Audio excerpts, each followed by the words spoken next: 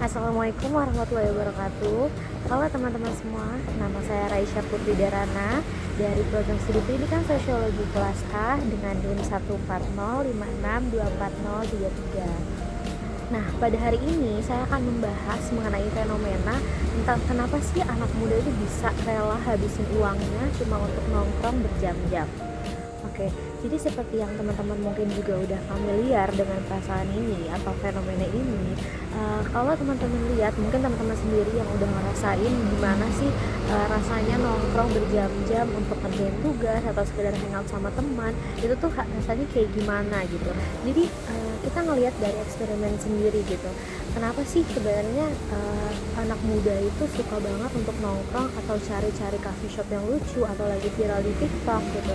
Apa sih sebenarnya yang mereka tawarin gitu? Karena menurut pribadi saya sendiri, saya termasuk orang yang lumayan suka untuk main, terus juga untuk cari-cari coffee shop gitu. Dan itu tuh bukan sekedar hanya sebatas main aja atau mungkin hangout aja gitu, tapi ternyata ada hal-hal lain yang ditawarin sama cafe itu. Nah, makanya kita di sini untuk ngebahas hal-hal tersebut. Jadi kayak kenapa sih anak muda tuh suka nongkrong dan bisa rela ngabisin uangnya untuk ke cafe shop kayak gitu. Oke, teman-teman, sebenarnya kalau dipikir-pikir ya, nongkrong tuh bukan hal yang baru.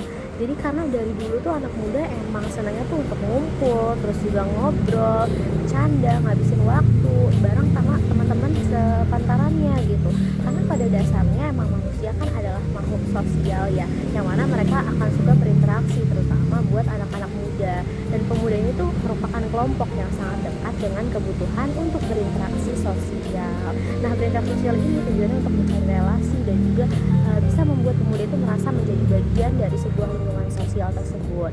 Makanya nih banyak anak muda yang merasa tuh lebih hidup ketika berada di tengah teman-temannya gitu. Nah, lalu kemudian ada rasa nyaman saat bisa bercerita, bercanda, atau sekedar berbagi pengalaman dan juga ditemani sama teman-temannya di tengah tekanan tugas, kuliah, pekerjaan, atau masalah pribadi, atau bahkan mungkin rutinitasnya sehari-hari yang melelahkan. Nah, nongkrong itu bisa menjadi tempat bernapasnya atau istilahnya kalau kita kenal sekarang sebagai coping mechanism-nya gitu. Nah, sekarang tuh kafe jadi tempat yang paling sering dipilih buat healing tersebut untuk sebagai jadi tempat bereksperimen itu. Nah, kafe ini menawarkan suasana yang nyaman karena di dalam kafe itu biasanya ada AC, terus juga ada musik-musik yang mungkin tenang, terus pencahayaannya bagus, desainnya estetik, ada wifi, colokan, dan suasana yang terasa lebih tenang itu menawarkan seperti rumah bagi mahasiswa atau pelajar yang mungkin merasa jenuh kayak gitu.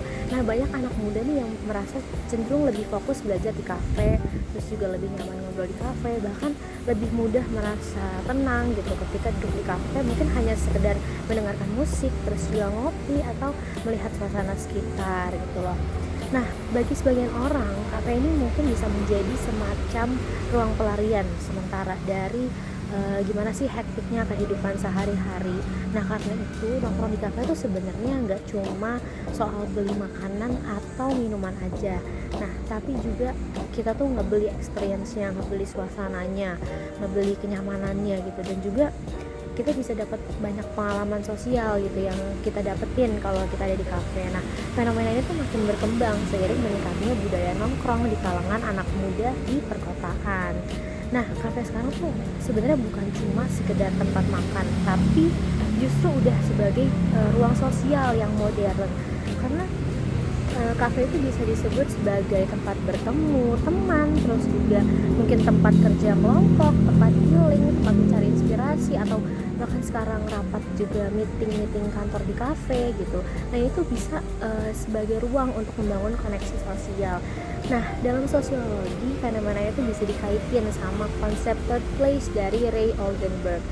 Jadi kalau menurut Oldenburg, manusia itu butuh tempat ketiga selain rumah dan juga tempat kerja atau sekolah. Jadi istilahnya itu tempat untuk bersantai, terus juga berinteraksi dan ngebangun hubungan sosial ini secara informal. Nah, saat ini tuh kafe menjadi salah satu bentuk third place bagi banyak anak muda. Karena itulah budaya nongkrong ini tuh sebenarnya punya dampak yang cukup positif gitu buat anak muda. Karena nongkrong sebenarnya bisa membantu seseorang untuk merasa tidak sendirian gitu. Karena dari kafe ini tuh orang-orang bisa memperkuat hubungan sosial, terus juga bisa menjadi tempat sebagai bertukar pikiran, ide, dan juga seperti yang tadi saya bilang yaitu membangun relasi. Nah, bahkan bagi sebagian pemuda tuh nongkrong bisa jadi cara buat menjaga kesehatan mentalnya. Karena dari sinilah mereka bisa bertemu teman-teman dan juga mungkin bisa cerita, jadi nggak cuma mendem ceritanya sendirian. Tapi sebenarnya di sisi lain, budaya nongkrong modern ini tuh juga mulai mengalami yang namanya tuh perubahan.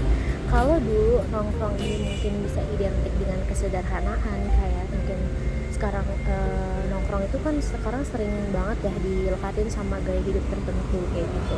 Nah, dari sini tuh media sosial berperan besar gitu dalam perubahan ini. Seperti contohnya kafe-kafe estetik yang terus bermunculan, terus juga kemudian viral di TikTok ataupun di Instagram gitu. Nah, di sini tuh banyak orang yang datang justru malah bukan hanya untuk menikmati suasana, tapi juga buat ngambil foto, kebutuhan Instagram, bikin konten, atau menunjukkan aktivitas mereka di media sosialnya. Nah, tanpa kita sadari sebenarnya nongkrong itu mulai menjadi bagian dari kesukaan sosial. Nah, kadang tuh orang ngerasa lebih keren ketika nongkrong di tempat yang sedang viral, lebih percaya diri ketika bisa upload foto yang di kafe, orang-orang mungkin antri untuk dapet di situ, dan kadang tuh kita seringkali merasa tertinggal kalau belum nyobain tempat-tempat yang lagi ramai dibicarain. Fenomena ini kalau dari lingkungan sosial tuh sebenarnya kita bisa sebut sebagai FOMO atau fear of missing out, atau rasa takut ketertinggalan dari suatu tren atau pengalaman sosial yang sedang dialami sama orang lain. Nah, karena terus ngeliat orang lain nongkrong nih di sosmed, terus juga banyak anak muda yang akhirnya merasa kayak mereka tuh harus ikut untuk melakukan hal yang sama gitu, kalau nggak mereka akan ketinggalan tren. Akibatnya nongkrong itu yang awalnya sebagai kebutuhan sosial justru perlahan-lahan berubah menjadi gaya hidup yang konsumtif. Banyak orang yang rela buat ngabisin uang cukup besar hanya untuk nongkrong beberapa jam.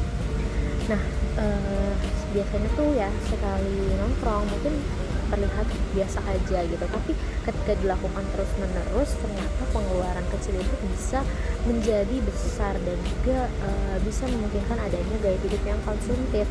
Apalagi banyak orang yang beli sesuatu tuh bukan karena benar-benar ngebutuhin barang tersebut gitu, tapi karena ingin mendapatkan pengalaman tertentu.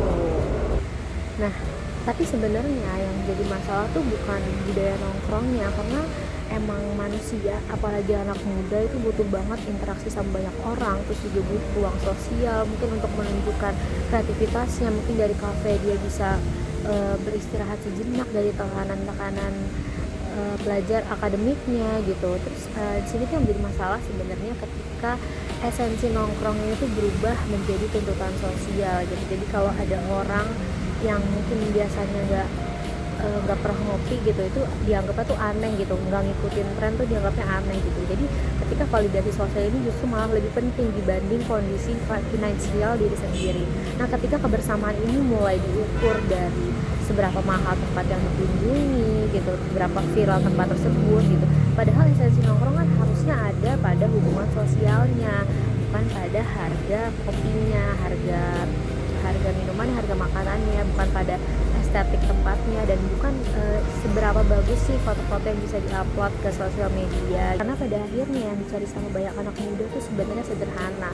Kita tuh cuma pengen merasa nyaman, terus juga kita bisa dengerin cerita orang lain bisa dengar cerita kita, terus kita ditemenin, terus bisa menjadi tempat pulang sejenak lah istilahnya dari mungkin penatnya kehidupan. Nah, mungkin karena itu tuh kafe rasa begitu dekat dengan kehidupan anak muda saat ini. Jadi bukan cuma karena kopinya ya, sekali lagi teman-teman, tapi karena kafe tuh berhasil memberikan atau menawarkan sesuatu yang mungkin kita tuh nggak bisa dapetin di tengah kehidupan modern sekarang yang mungkin hektik segala macam. Tapi kayak ketika kita di kafe, kita ya udah enjoy the time, enjoy the moment di waktu yang bersamaan. Oke teman-teman, jadi tadi kita membahas fenomena anak muda yang rela ngabisin uang mahal uangnya untuk nongkrong itu tuh sebenarnya bukan sekedar soal ikut tren atau perilaku boros semata, tapi di balik itu tuh ada kebutuhan manusia untuk merasa terhubung, merasa diterima, dan juga punya ruang sosial di tengah kehidupannya yang semakin sibuk dan juga melelahkan. Nah, di sini kafe akhirnya menjadi simbol dari kebutuhan tersebut, tempat di mana orang tuh bisa beristirahat sejenak, berbagi cerita, mencari suasana yang nyaman, menghilangkan ide, dan juga merasa menjadi bagian dari lingkungan sosial. Namun perlu digarisbawahi, penting juga untuk menyadari batas-batasnya, karena budaya nongkrong ini seharusnya menjadi ruang untuk menikmati kebersamaan, bukan sebagai ajang pembuktian sosial, bukan juga tentang siapa yang paling update dengan kafe-kafe yang sedang viral, atau mungkin siapa yang paling estetik di media sosialnya. Sebab pada akhirnya nilai sebuah pertemanan itu tidak ditentukan dari seberapa mahalnya tempat nongkrongnya, tapi dinilai dari kebersamaan dan kenyamanan tuh nggak selalu harus dibeli dengan harga yang mahal. Lalu yang paling penting juga adalah bagaimana kita nih tetap bisa menikmati hubungan sosial tanpa kehilangan diri sendiri hanya demi mengikuti tuntutan gaya hidup.